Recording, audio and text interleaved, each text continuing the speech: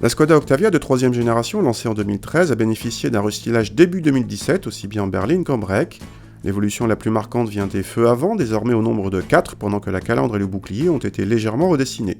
Les motorisations n'ont guère évolué et on retrouve une gamme très large qui va en essence de 85 à 245 chevaux pour la version la plus sportive, appelée RS, et de 90 à 184 chevaux en diesel avec des boîtes mécaniques ou DSG.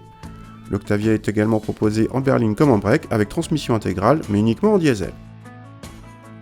L'intérieur évolue surtout par l'arrivée en option d'un nouveau système multimédia avec écran plus large et agréablement réactif.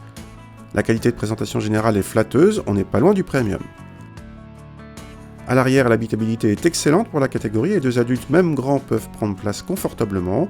Le coffre est tout simplement le plus généreux de la catégorie selon la mesure, devant celui de la Passat. Dommage en revanche que le plancher modulable en hauteur soit en option. Sans cette option comme ici, pas de plancher plat en rabattant la banquette. Le 4 cylindres essence est remarquable par sa discrétion et par sa douceur d'utilisation. Associée à la boîte DSG elle aussi très douce, cette Octavia est agréable en conduite coulée en toutes circonstances, y compris en ville. Les 150 chevaux ne sont pas sportifs mais permettent de bien relancer même sur autoroute.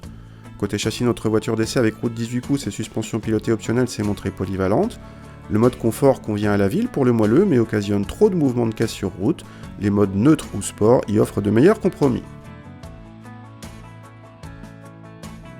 En consommation, cette Octavia Combi échappe au malus écologique et profite à la fois de la boîte DSG qui fait baisser légèrement l'appétit, du stop and start en ville et de la désactivation partielle des cylindres en conduite coulée.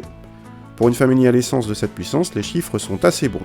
En tarif, le break est facturé 1 100 € de plus que la berline et la boîte DSG vaut 1 500 €.